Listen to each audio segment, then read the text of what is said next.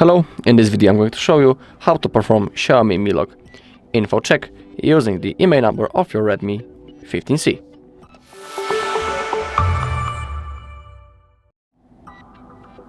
Alright, so let's begin. We are on the IMEI info page, you can see the link right in here, and now in this bar we need to type the IMEI number of our device. If you don't know how to find it, you can always click right in here to know it and how to get it.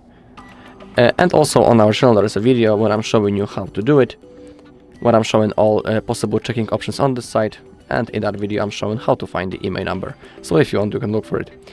So now type your IMEI number and click on this blue button, check IMEI. As you can see, now we have our Redmi 15C. Now we need to scroll down until we find the basic checks.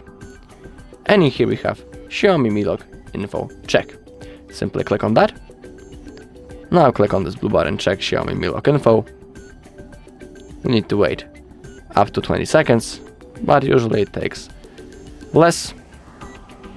Alright, this device is unprotected, as you can see. So we have our result.